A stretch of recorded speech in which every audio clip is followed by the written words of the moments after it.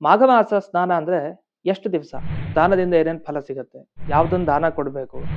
ಯಾರು ಸ್ನಾನ ಮಾಡ್ಲಿಕ್ಕೆ ಅಧಿಕಾರವನ್ನ ಹೊಂದಿದ್ದಾರೆ? ಸ್ನಾನ ಮಾಡ್ಬೇಕಾದ್ರೆ ಯಾವ ಸಂಕಲ್ಪ ಮಾಡ್ಕೊಡ್ಬೇಕು? ಸಂಕಲ್ಪ ಮಾಡಿದ್ಮೇಲೆ ಅರ್ಘ್ಯ ಯಾರ್ಯಾರಿಗೆ ಕೊಡ್ಬೇಕು? ಯಾವ ಟೈಮ್ನಲ್ಲಿ ಸ್ನಾನ ಮಾಡ್ಬೇಕು? ಶಕ್ತಿ ಇಲ್ಲದೆ ಇರೋರ್ಗೂ ಒಂದು ಉಪಾಯ ಇದೆ. ಕನಿಷ್ಠ ಪಕ್ಷ ಅದಲ್ಲಿ 3 ದಿವಸ ಅಂತೂ ಸ್ನಾನ ಮಾಡ್ಬೇಕಂತೆ. ಯಾವ ದಿವಸ? ಕಿರಣಗಳು ಸಾವಿರಾರು, ನನ್ನ ಪಾಪಗಳು ಅದಕ್ಕಿಂತ ಜಾಸ್ತಿ. ಸೂರ್ಯನ ಕಿರಣ ನಮ್ಮ ಮೈ ಮೇಲೆ ಬಿದ್ರೆ ನಮ್ಮ ಪಾಪಗಳು ಹೋಳು ಆಗುತ್ತೆ. 14 ದಾನ ಹೇಳಿದ್ದಾರೆ. ಆದ್ರೆ ಇಷ್ಟೊಂದು ದಾನದ ಬಗ್ಗೆ ಯಾಕೆ ಹೇಳ್ಬೇಕು? ದಾನ ಮಾಡಿದಾಗ ಏನೇನ್ ಫಲ ಸಿಗತ್ತೆ ಅದು ಮುಖ್ಯ. ನಮ್ಗೆ ಏನೇನ್ ಬೇಕೋ ಅದಕ್ಕೆ ದೇವರು ಅನುಕೂಲ ಮಾಡ್ಕೊಟ್ಬಿಟ್ಟಿದ್ದಾನೆ. ಹೆಂಗಸರೇನ್ ದಾನ ಮಾಡ್ಬೇಕು ಅಂದ್ರೆ, ಈಗ ಆಯುಷ್ಯ ತುಂಬಾ ಇರತ್ತೆ, ಆದ್ರೆ ಕಳ್ಕೊಂಡ್ಬಿಡ್ತೀವಿ. ಈ ಗಂಡನ್ ಕಳ್ಕೊಳ್ಳೋರು ಕೆಲವರು ಇರ್ತಾರೆ ಬೇಗನೆ. ಅದೆಲ್ಲ ಆಗ್ಬಾರ್ದು ಅಂತ ಆದ್ರೆ ದೀರ್ಘವಾದ ಆಯುಷ್ಯ ಆ ಗಂಡನಿಗೂ ಸಿಕ್ಕು ಇವ್ರಿಗೆ ವೈಧವ್ಯ ಬರಬಾರದು ಅಂದ್ರೆ, ತುಳಸಿ ಅಂತಂದ್ರೆ ತುಳಸಿ ಪಾಟನ್ನು ಒಂದು 50 ರೂಪಾಯಿ 100 ರೂಪಾಯಿಗೆ ಸಿಗೋದು ಕೊಟ್ಬಿಡ್ತೀವಿ. ಅದಲ್ಲ, ಇದು ವಿಷ್ಣು ಸಹಸ್ರನಾಮ ಹೇಳಿದ್ರೆ ಎಷ್ಟು ಪುಣ್ಯ ಅನ್ನೋದು ಡಬಲ್ ಪುಣ್ಯ ಬರುತ್ತೆ. ಜ್ಞಾನಾನಂದಮಯಂ ದೇವಂ ನಿರ್ಮಲ ಸ್ಫಟಿಕಾಕೃತಿಂ ಆಧಾರಂ ಸರ್ವ ವಿದ್ಯಾನಾಂ ಹಯಗ್ರೀವಮುಪಾಸ್ಮಹೇ. ಶ್ರೀ ಗುರುಭ್ಯೋ ನಮಃ. ಹರಿ ಓಂ. ಇದರ ಸಂಚಿಕೆಯಲ್ಲಿ ಅನೇಕ ವಿಷಯಗಳಿವೆ. ಮುಖ್ಯವಾದ ವಿಷಯ ಏನು? ಮಾಘ ಮಾಸ. ಈ ಮಾಘ ಮಾಸದಲ್ಲಿ ಏನ್ ಮಾಡ್ಬೇಕು? ಸ್ನಾನಕ್ಕೆ ತುಂಬಾ ಪ್ರಾಮುಖ್ಯವನ್ನ ಕೊಟ್ಟಿದ್ದಾರೆ. ಸ್ನಾನ ಚೆನ್ನಾಗಿ ಮಾಡಿ, ಸ್ನಾನದಿಂದ ಏನೇನ್ ಫಲ ಸಿಗತ್ತೆ, ಹಾಗೆ ಮಾಘ ಮಾಸದಲ್ಲಿ ಯಾವ್ದೊಂದು ದಾನ ಕೊಡ್ಬೇಕು, ಯಾರು ಸ್ನಾನ ಮಾಡ್ಲಿಕ್ಕೆ ಅಧಿಕಾರವನ್ನ ಹೊಂದಿದ್ದಾರೆ. ವಸ್ತುತಃ ಪ್ರತಿನಿತ್ಯ ಎಲ್ಲರೂ ಸ್ನಾನ ಮಾಡ್ಲೇಬೇಕು. ಅಂದ್ರೆ ಮಾಘ ಮಾಸದಲ್ಲಿ ಯಾರಿಗ ಅಧಿಕಾರ ಇದೆ, ಮತ್ತೆ ಸ್ನಾನ ಮಾಡ್ಬೇಕಾದ್ರೆ ಯಾವ ಸಂಕಲ್ಪ ಮಾಡ್ಕೊಡ್ಬೇಕು, ಅಷ್ಟೇ ಅಲ್ಲ ಸಂಕಲ್ಪ ಮಾಡಿದ್ಮೇಲೆ ಅರ್ಘ್ಯ ಯಾರ್ಯಾರಿಗೆ ಕೊಡ್ಬೇಕು, ಆಗ ಏನ್ ಮಂತ್ರ ಹೇಳ್ಬೇಕು, ಈ ತರದ ಅನೇಕ ವಿಷಯಗಳಿವೆ. ಅದರಲ್ಲಿ ಮೊದಲಿಗೆ ಮಾಘ ಮಾಸ ಸ್ನಾನ ಅಂದ್ರೆ ಎಷ್ಟು ದಿವಸ? 1 ತಿಂಗಳುಗಳ ಕಾಲ ಸ್ನಾನ ಮಾಡ್ಬೇಕು. ಜನವರಿ 3ನೇ ತಾರೀಕಿನಿಂದ ಆರಂಭ ಆಗಿ ಫೆಬ್ರವರಿ 1ನೇ ತಾರೀಕಿನವರೆಗೆ ಈ ಸ್ನಾನ ಇದೆ. ಯಾವ ಟೈಮ್ನಲ್ಲಿ ಸ್ನಾನ ಮಾಡ್ಬೇಕು? ಅರುಣೋದಯ ಕಾಲದಲ್ಲಿ ಸ್ನಾನ ಮಾಡ್ಬೇಕು. ಅಂದ್ರೆ ಒಂದು 4:15, 5, ಇಲ್ಲಾಂದ್ರೆ 5:15 ಚಿಂತೆ ಇಲ್ಲ. ತೀರಾ ಇನ್ನೇನು ಸೂರ್ಯ ಕಂಡೇ ಬಿಡ್ತಾನೆ ಅನ್ನೋ ಟೈಮ್ನಲ್ಲಿ ಸ್ನಾನ ಮಾಡ್ಲಿಕ್ಕೆ ಹೋಗ್ಬಾರ್ದು. ಯಾಕೆಂದ್ರೆ ಶಾಸ್ತ್ರ ಏನ್ ಹೇಳುತ್ತೆ, ನಕ್ಷತ್ರ ಇದ್ದಾಗ ಸ್ನಾನ ಮಾಡಿದ್ರೆ ತುಂಬಾ ಶ್ರೇಷ್ಠ. ಸ್ವಲ್ಪ ನಕ್ಷತ್ರ ಕಾಣ್ತಾ ಇದೆ, ಕಡಿಮೆ ಚೂರು ಅದಕ್ಕಿಂತ. ಇಲ್ಲ ಸೂರ್ಯನ ಉದಯ ಇನ್ನೇನ್ ಆಗ್ಬಿಡತ್ತೆ ಒಂದ್ 20 ನಿಮಿಷದಲ್ಲಿ, ಅದ್ರ ಮುಂಚೆ ಸ್ನಾನ ಮಾಡ್ತೀವಿ ಅಂದ್ರೆ ಅದು ತುಂಬಾ ಅಧಮ. ಹಾಗ 4:15, 5, 5:30 ಎಷ್ಟೆಷ್ಟು ಲೇಟ್ ಆಗುತ್ತೋ ಅಷ್ಟೆಷ್ಟು ಫಲದಲ್ಲಿ ಕಡಿಮೆ. ಸರಿ, ಈ ಮಾಘ ಮಾಸದಲ್ಲಿ ನಾವ್ ಯಾಕೆ ಇಷ್ಟು ಬೇಗ ಸ್ನಾನ ಮಾಡ್ಬೇಕು ಅಂದ್ರೆ, ಬ್ರಹ್ಮಾದಿ ದೇವತೆಗಳೆಲ್ಲ ಈ ಬೆಳಗಿನ ಜಾವದಲ್ಲಿ ಸ್ನಾನ ಮಾಡ್ಲಿಕ್ಕೆ ಬಂದಿರ್ತಾರಂತೆ. ಎಲ್ರು ಬೆಳಗಿನ ಜಾವ ಯಾವ್ಯಾವ ಕ್ಷೇತ್ರಕ್ಕೆ ಬಂದಿರ್ತಾರೆ? ಪ್ರಯಾಗ, ನೈಮಿಷಾರಣ್ಯ, ಬದರಿ, ಈ ತರ ಎಲ್ಲ ಕ್ಷೇತ್ರದಲ್ಲಿ ಬಂದಿರ್ತಾರೆ. ಹಾಗಾಗಿ ಮಾಘ ಮಾಸ ಸ್ನಾನ ಅಂದ್ರೆ ಈ ಕುಂಭಮೇಳ ಅಂತ ನಾವು ನೋಡಿದ್ವಿ, ಅದೆಲ್ಲ ಇದೇ ಟೈಮ್ನಲ್ಲಿ ಬಹಳ ವಿಶೇಷ. ಆ ಕುಂಭಮೇಳ ಅನ್ನೋದು ಒಂದು ವಿಶೇಷ, ಆದ್ರೆ ಮಾಘ ಮಾಸ ಸ್ನಾನಕ್ಕೆ ಒಂದು ದೊಡ್ಡ ಮಹತ್ವ ಇದೆ.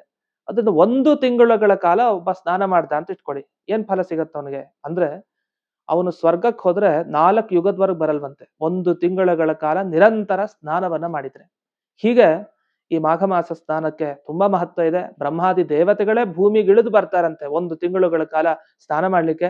ಅವರೇ ಅಲ್ಲಿಂದ ಕೆಳಗ್ ಬರ್ತಾರೆ ಅಂದ್ಮೇಲೆ ನಾವ್ ಇಲ್ಲಿದ್ದವ್ರ ಹತ್ರಗ್ ಹೋಗ್ಲಿಕ್ಕೆ ಅಲ್ಲ. ಕೆಲವ್ರು ಅನ್ನಿಸ್ಬೋದು ನಮ್ಗೆ ಶಕ್ತಿ ಇಲ್ಲ. ಶಕ್ತಿ ಇಲ್ಲದೆ ಇರೋ ನಾವು ಬೆಳಗ್ಗೆ 8 ಗಂಟೆಗೆ ಹೇಳೋದೇ ಕಷ್ಟ, ಅದ್ರಲ್ಲಿ ಬೇರೆ 4:15, 5 ಗಂಟೆಗೆ ಸ್ನಾನ ಮಾಡೋದು ಹೇಗೆ ಅಂದ್ರೆ, ನೋಡಿ, ಶಕ್ತಿ ಇಲ್ಲದೆ ಇರೋರ್ಗೂ ಒಂದು ಉಪಾಯ ಇದೆ.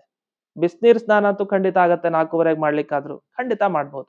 ಹಾಗಾದ್ರೆ ಬಿಸಿನೀರಿನ ಸ್ನಾನವನ್ನಾದ್ರೂ ಟೈಮ್ಗೆ ಮಾಡಿ ಅಂತ. ಆ ಟೈಮ್ ಬಹಳ ಮುಖ್ಯ. ನಾವೆಲ್ಲ ಫಂಕ್ಷನ್ ಮುಹೂರ್ತ ಇಟ್ಕೊಳ್ತೀವಿ, ಮುಹೂರ್ತ ಬಹಳ ಮುಖ್ಯ. ಯಾಕೆ? ಟೈಮಲ್ಲಿ ಆಗ್ಬೇಕು, ಬೇರೆ ಟೈಮ್ನಲ್ಲಿ ಆದ್ರೆ ಫಲ ಸಿಗಲ್ಲ. ಸ್ನಾನಕ್ಕೂ ಅದೇ ತರ 4:15 ಅಂದ್ರೆ ಬಹಳ ಒಳ್ಳೆ ಸಮಯ. ಆಗ ಯಾವ ನೀರನ್ನು ಮುಟ್ಟಿ ನೀವು ಗಂಗಾ ನೀರಿಗೆ ಅದು ಸಮಾನ ಅಂತೆ. ಮನೇಲಿ ತಣ್ಣೀರ ಅದು ಗಂಗೆಗೆ ಸಮಾನ ಆ ಟೈಮ್ನಲ್ಲಿ. ಅದೇ 7:15 ಆಗಲ್ಲ, ಸೂರ್ಯೋದಯ ಆದ್ಮೇಲಲ್ಲ. ಹೀಗಾಗಿ ಮನೇಲಿದ್ದವ್ರು ಬಿಸಿನೀರ್ ಸ್ನಾನ ಮಾಡಿದ್ರು ಪುಣ್ಯ ಇದೆ. ಎಷ್ಟು ಪುಣ್ಯ ಇದೆ ಅಂದ್ರೆ, ಶಾಸ್ತ್ರ ಹೇಳೋದು 6 ವರ್ಷ ಒಬ್ಬ ಏಕಾದಶಿ ಉಪವಾಸ ಮಾಡ್ದ ಅಂತ ಇಟ್ಕೊಳ್ಳಿ. ಏಕಾದಶಿ ಉಪವಾಸ 6 ವರ್ಷ ಮಾಡಿದ ಅಂತ. ಎಷ್ಟು ಪುಣ್ಯನೋ ಅಷ್ಟು ಪುಣ್ಯ ಬಿಸಿನೀರಿಂದ ಸ್ನಾನ 4:15 ಟೈಮಿಗೆ ಮಾಡಿದ್ರೆ. ಇದು ಉತ್ತಮ. ಸರಿ, ಇದಾಗ್ಲಿಲ್ಲ, ತಣ್ಣೀರಿನ ಸ್ನಾನ ಮಾಡಿ. ಇಲ್ಲ ಸ್ವಲ್ಪ ಹತ್ರದಲ್ಲಿ ಬಾವಿ ಯಾರ್ಯಾರ ಮನೇಲಿದ್ರೆ ಬಾವಿ ಸ್ನಾನ ಮಾಡಿ. ಇಲ್ಲ ಬಾವಿ ಸ್ನಾನ ಮಾಡ್ಲಿಕ್ಕೆ ಆಗ್ಲಿಲ್ಲ ಅಂತಂದ್ರೆ ಹತ್ರದಲ್ಲಿ ಕೆರೆ ಇದ್ರೆ, ಸರೋವರ ಇದ್ರೆ ಅಲ್ಲಿ ಹೋಗಿ ಮಾಡಿ. ಇಲ್ಲ ನದಿ ಇತ್ತು ಅಂದ್ರೆ ನದಿಗೆ ಮಾಡಿ. ನಮ್ಗೆ ಏನಂದ್ರೆ ನಮ್ಮನೆ ನಮಗ್ ಶ್ರೇಷ್ಠ, ಸಾಕಷ್ಟು ಅಂತ ನಲ್ಲಿ ಸ್ನಾನ.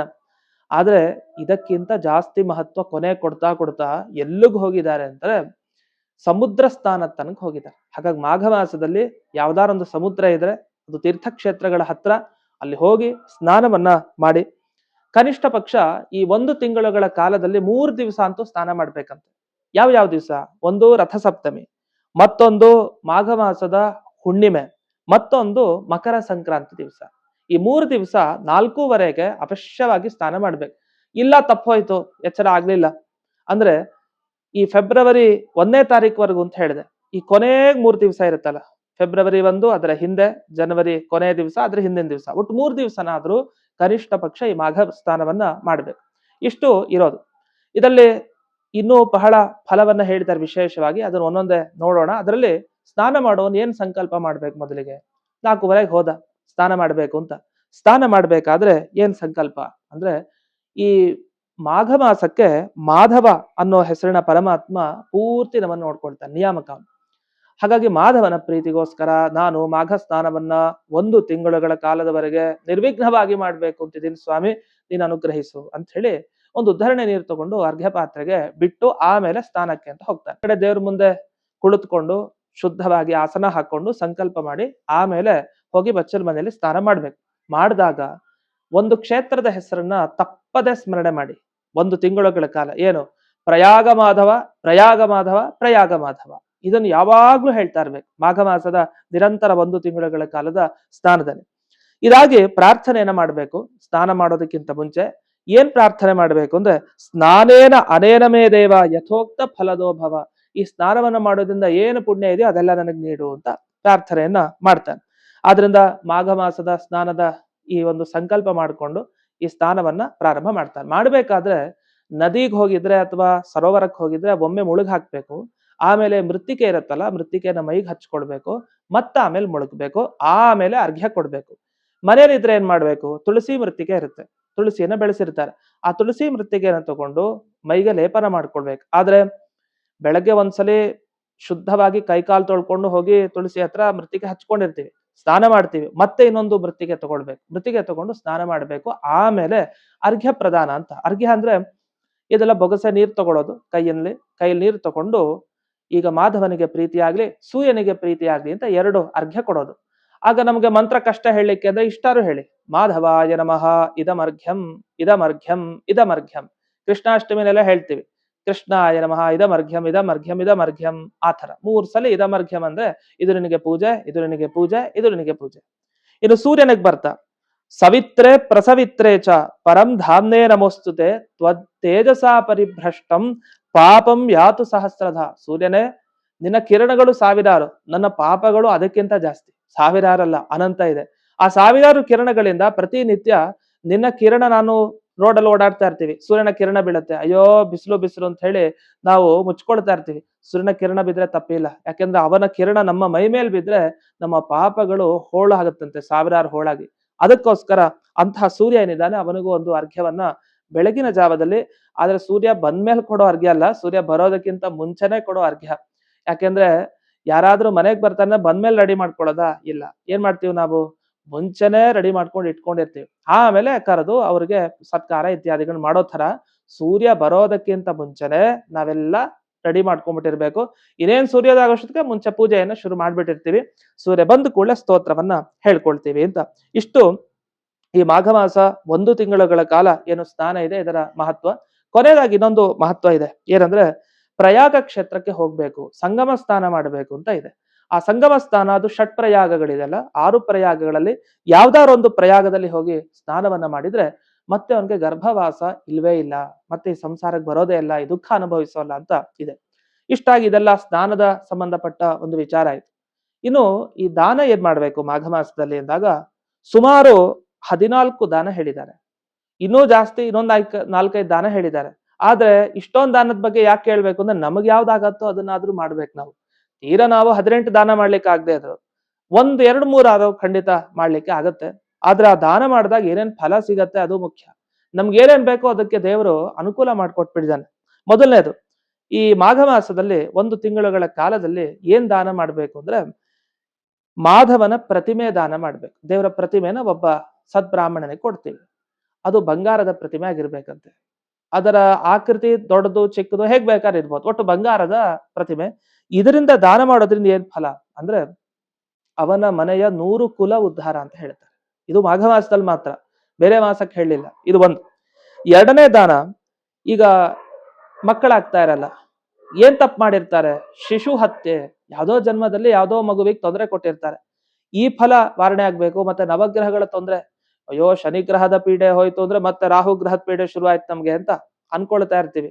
ಆದ್ರೆ ಯಾವ್ದು ಪೀಡೆ ಆಗ್ಬಾರ್ದು ಅಂದ್ರೆ ಒಂದು ಪ್ರತಿಮೆ ದಾನ ಕೊಡ್ಬೇಕು. ಅದು ಯಾವ ದೇವರ ಪ್ರತಿಮೆ ದಾನ? ಶಿಂಶುಮಾರ ಪ್ರತಿಮೆಯ ದಾನವನ್ನ ಕೊಡ್ಬೇಕು. ಶಿಂಶುಮಾರ ಅಂದ್ರೆ ಚೇಳಿನ ಆಕಾರದಲ್ಲಿ ಭಗವಂತನ ರೂಪ ಇರುತ್ತೆ. ಅದು ನಮ್ಗೆ ಈಗೆಲ್ಲ ಅಂಗಡಿಗಳಲ್ಲಿ ಸಿಗತ್ತೆ, ಎಲ್ಲ ಬೆಳ್ಳಿ ಶಿಂಶುಮಾರನ ಪ್ರತಿಮೆನೂ ಸಿಗತ್ತೆ. ಅದನ್ನೆಲ್ಲ ದಾನ ಕೊಡಬಹುದು. ಇನ್ನು ಗೋಪಿಚಂದನ ದಾನಕ್ಕೂ ಮಹತ್ವ ಹೇಳಿದ್ದಾರೆ. ಇದು ಬಂಗಾರದ ದಾನ ಮಾಡೋದು ಒಂದೇ, ಗೋಪಿಚಂದನ ದಾನ ಮಾಡೋದು ಒಂದೇ ಅಂತೆ, ಅಷ್ಟು ಶ್ರೇಷ್ಠ. ಇನ್ನು ಮುಂದೆ ಅಕ್ಕಿ ದಾನವನ್ನ ಮಾಡಬಹುದು ಈ ಮಾಸದಲ್ಲಿ. ಅಕ್ಕಿ ದಾನ ಮಾಡಿದ್ರೆ ಫಲ ಏನು? ಪೂರ್ಣ ಆಯುಷ್ಯ ಲಭ್ಯ ಆಗುತ್ತೆ. ಇನ್ನು ಅಪಮೃತ್ಯು ಪರಿಹಾರ ಆಗ್ಬೇಕಾ, ಆಗ ಒಂದು ಬಟ್ಟಲು ತುಪ್ಪ ದಾನ, ಬೆಳ್ಳಿ ಬಟ್ಟಲಲ್ಲಿ ತುಪ್ಪ ಹಾಕಿ ದಾನವನ್ನ ಮಾಡಿ. ಇನ್ನು ಬೆಚ್ಚಗೆ ಕೆಲವರು ಧಾವಳಿ ಕೊಡ್ತಾರೆ, ಕೆಲವರು ಮಡಿ ಕೊಡ್ತಾರೆ, ಶಾಲು ಬೆಚ್ಚಗಿರೋದಕ್ಕೆ ಹೊದ್ಕೊಳ್ಳಿಕ್ ಕೊಡ್ತಾರೆ. ವಸ್ತುತಃ ಮಾಘ ಮಾಸದಲ್ಲಿ ನಮಗೆ ಮಕರ ಸಂಕ್ರಾಂತಿ ಕಳೆದ ಮೇಲೆ ಜಾಸ್ತಿ ತಾಪ ಜಾಸ್ತಿ, ಆದ್ರೂ ವಸ್ತ್ರದಾನ ಕೊಡೋದ್ರಿಂದ ಏನು ಪುಣ್ಯ ಬರುತ್ತೆ ಅಂದ್ರೆ ಆಗ ಹೇಳ್ತಾರೆ ಪೂರ್ಣ ಆಯುಷ್ಯ, ಪೂರ್ಣ ಆಯುಷ್ಯ ಅವನಿಗೆ ಲಾಭ ಆಗುತ್ತೆ. ಅದರಿಂದ ಏನಾದ್ರು ನಮ್ಮ ಜಾತಕದಲ್ಲಿ ದೋಷ ಇದ್ರೆ ಅದೆಲ್ಲ ಪರಿಹಾರ ಆಗುತ್ತೆ. ಇನ್ನು ಇನ್ನೊಂದು ಮಾಡಬಹುದು, ತಾಂಬೂಲ ದಾನವನ್ನ ಪ್ರತಿನಿತ್ಯ ಕೊಡಬೇಕು ಅಂತ ಇದೆ ಮಾಘ ಮಾಸದಲ್ಲಿ, ಇದರಿಂದಲೂ ಪೂರ್ಣ ಆಯುಷ್ಯ ಇದೆ. ಇನ್ನು ಮುಂದೆ ಸ್ತ್ರೀಯರಿಗೆ ಸಂಬಂಧಪಟ್ಟ ಹಾಗೆ ಹೆಂಗಸರೇನ್ ದಾನ ಮಾಡಬೇಕು ಅಂದ್ರೆ ವೈಧವ್ಯ ಬರಬಾರದು ಅಂದ್ರೆ ಜೀವನದಲ್ಲಿ. ಅಂದ್ರೆ ಈಗ ಆಯುಷ್ಯ ತುಂಬಾ ಇರತ್ತೆ, ಆದ್ರೆ ಕಳ್ಕೊಂಡ್ಬಿಡ್ತೀವಿ. ಈ ಗಂಡನ್ ಕಳ್ಕೊಳ್ಳೋರು ಕೆಲವರು ಇರ್ತಾರೆ ಬೇಗನೆ, ಅದೆಲ್ಲ ಆಗ್ಬಾರ್ದು ಅಂತ ಆದ್ರೆ ದೀರ್ಘವಾದ ಆಯುಷ್ಯ ಆ ಗಂಡನಿಗೂ ಸಿಕ್ಕು ಇವ್ರಿಗೆ ವೈಧವ್ಯ ಬರಬಾರದು ಅಂದ್ರೆ ಒಂದು ಕಂಚಿನ ಪಾತ್ರೆ ದಾನ ಕೊಡ್ಬೇಕಂತೆ. ಅದ ಕಂಚಿನ ಪಾತ್ರೆ ಜೊತೆಗೆ ತುಪ್ಪ ಮತ್ತೆ ಬತ್ತಿ ಇಷ್ಟನ್ನು ಸೇರಿಸಿ ಮಾಘ ಮಾಸದಲ್ಲಿ ಕೊಟ್ರೆ ಅವರಿಗೆ ವೈಧವ್ಯ ಬೇಗ ಬರೋದಿಲ್ಲ, ಮಾಂಗಲ್ಯ ಸೌಭಾಗ್ಯ ಸಿಗತ್ತೆ. ಇನ್ನು ಕಂಚಿನ ಪಾತ್ರೆ ದಾನವನ್ನ ಮಾಡಬೇಕು, ಮಾಡಿದ್ರೆ ಒಂದು ಕನ್ಯಾದಾನ ಅಲ್ಲ 100 ಕನ್ಯಾದಾನ ಮಾಡಿದಷ್ಟು ಫಲ. ಇನ್ನು 3-4 ದಾನ ಇದೆ. ಏನು? ಒಂದು ತುಳಸಿ ದಾನ. ತುಳಸಿ ಅಂತಂದ್ರೆ ತುಳಸಿ ಪಾಟನ್ನು ಒಂದು 50 ರೂಪಾಯಿ 100 ರೂಪಾಯಿಗೆ ಸಿಗೋದು ಕೊಟ್ಬಿಡ್ತೀವಿ, ಅದಲ್ಲ. ತುಳಸಿಯನ್ನ ಬೆಳೆಸಿರ್ತಾರೆ, ಬಂಗಾರದ ತುಳಸಿ ದಾನ ಮಾಡ್ಬೇಕಂತೆ. ಯಾವಾಗ? ಈ ಮಾಘ ಮಾಸದಲ್ಲಿ. ಮಾಡಿದ್ರೆ ಏನ್ ಫಲ? ನಿಮಗೆ ಆ ತುಳಸಿ ದಳಗಳು ಎಷ್ಟೋ ಅಷ್ಟು ಪುಣ್ಯ ಬರುತ್ತೆ. ಏನ್ ಅಷ್ಟು ಪುಣ್ಯ ಬರೋದು ಅಂತಂದ್ರೆ ತುಳಸಿ ದಳಗಳು ತಾವು ಬೇಗನೆ ನಮ್ಗೇನಾಗ್ಬಿಡುತ್ತೆ ಕೊಟ್ರೆ, ಒಬ್ರು ಮನೆ ಕೊಡ್ತೀವಿ ತುಳಸಿ ದಳ, ಅಲ್ಲಿ ಬೆಳಕಿದ್ರೆ ಸೂರ್ಯನ ಬೆಳಕು ಸರಿ, ಇಲ್ಲ ಅಂದ್ರೆ ಅದು ಮುದುರು ಹೋಗ್ಬಿಡುತ್ತೆ, ನಾವು ದಾನ ಕೊಟ್ಟಿದ್ದು ವ್ಯರ್ಥ ಆಗ್ಬಿಡುತ್ತೆ. ಅದರಲ್ಲೂ ಬಂಗಾರದ ತುಳಸಿ ಕೊಡೋ ಉದ್ದೇಶ ಏನು ಅಂದ್ರೆ ದೇವರಿಗೆ ನಿತ್ಯ ಸಮರ್ಪಣೆ. ದೇವರಿಗೆ ಪತ್ರಂ ಪುಷ್ಪಂ ಫಲಂ ತೋಯಂ ಅಂತ ಹೇಳಿ ಒಂದು ದಳ ಒಂದು ಎಲೆ ಅದೇನಾದ್ರೂ ಸಮರ್ಪಣೆ ಆದ್ರೂ ಸಾಕಂತೆ, ಬಹಳ ಪುಣ್ಯ. ಅದು ಬಂಗಾರದ ತುಳಸಿ ಅಂತಂದ್ರೆ ವಿಶೇಷ, ದೇವರ ಸಮರ್ಪಣೆಗೆ ಅಂತ ಕೊಡೋದು. ಅವ್ರು ಕೊಡ್ಬೇಕಾದ್ರೆ ಉದ್ದೇಶದಿಂದ ಕೊಡೋದು, ನೀವು ದೇವ್ರ ಪೂಜೆ ಮಾಡ್ತೀರಿ ನಿಮಗೆ ಕೊಡ್ತಾ ಇದೀವಿ ಅಂತ, ಆಗ ಉತ್ತಮ ಫಲ. ಇಲ್ಲ ಸಾಲಗ್ರಾಮ ದಾನ. ಇನ್ನೊಂದು ತ್ರಿವೇಣಿ ಸಂಗಮದಲ್ಲಿ ವೇಣಿ ದಾನ ಅಂತ ಇದೆ, ಸುಮಂಗಲಿ ಸ್ತ್ರೀಯರೆಲ್ಲ ವೇಣಿ ದಾನ ಅಂತ ಮಾಡ್ತಾರೆ, ಅದನ್ನ ಮಾಡೋದು ಬಹಳ ವಿಶೇಷ. ಇನ್ನು ಜ್ಞಾನ ಕಾರ್ಯ, ಭಾಗವತ ಪಾರಾಯಣ, ವಿಷ್ಣು ಸಹಸ್ರನಾಮ, ಹೀಗೆ ಇದನ್ನೆಲ್ಲ ವಿಶೇಷವಾಗಿ ಮಾಡ್ತಾ ಮಾಧವಸ್ತವ ರಾಜ ಅಂತ ಒಂದಿದೆ. ಇದು ವಿಷ್ಣು ಸಹಸ್ರನಾಮ ಹೇಳಿದ್ರೆ ಎಷ್ಟು ಪುಣ್ಯ ಅನ್ನೋದು ಡಬಲ್ ಪುಣ್ಯ ಬರುತ್ತೆ. ಮಾಧವಸ್ತವ ರಾಜ ಅನ್ನೋ ಸ್ತೋತ್ರವನ್ನು ಹೇಳ್ಕೊಂಡ್ರೆ. ಹೀಗೆ ಈ ಮಾಘ ಮಾಸದಲ್ಲಿ ಸ್ನಾನ ಮತ್ತೆ ಸಂಕಲ್ಪ, ಅರ್ಘ್ಯ, ದಾನ ಇದ್ರ ಬಗ್ಗೆ ಎಲ್ಲ ತಿಳ್ಕೊಂಡ್ವಿ. ಕನಿಷ್ಠ ಪಕ್ಷ 1 ತಿಂಗಳುಗಳ ಕಾಲ ಸ್ನಾನ ಆಗದೆ ಇದ್ರು 3 ದಿವಸಗಳಾದ್ರೂ ಸ್ನಾನ ಮಾಡ್ಲೇಬೇಕು. ಮಾಡಿದ್ರೆ ನಮ್ಮ ತಾಪತ್ರಯ ಪರಿಹಾರ ಆಗತ್ತೆ ಅಂತ ತಿಳಿಸ್ತಾ, ಎಲ್ರೂ ಅವಶ್ಯವಾಗಿ ಈ ಮಾಘ ಮಾಸದ ಮಹತ್ವವನ್ನು ಅರಿತುಕೊಂಡು ವಿಶೇಷವಾಗಿ ಇದರ ಆಚರಣೆಯನ್ನ ಮಾಡಿ ಆ ಮಾಧವನ ಅನುಗ್ರಹವನ್ನ ಪಡೀರಿ ಅಂತ ಈ ಸಂದರ್ಭದಲ್ಲಿ ಹೇಳ್ತಾ ಈ ಸಂಚಿಕೆಯನ್ನ ಅಸ್ಮತ್ ಗುರುವಂತರ್ಗತ ವ್ಯಾಸತೀರ್ಥ ಗುರುವಂತರ್ಗತ ಭಾರತೀ ರಮಣ ಮುಖ್ಯ ಪ್ರಾಣಾಂತರ್ಗತ ಶ್ರೀಮನ್ ಮೂಲ ಗೋಪಾಲಕೃಷ್ಣನಿಗೆ ಅರ್ಪಣೆಯನ್ನ ಮಾಡ್ತೇನೆ. ಶ್ರೀ ಕೃಷ್ಣಾರ್ಪಣಮಸ್ತು.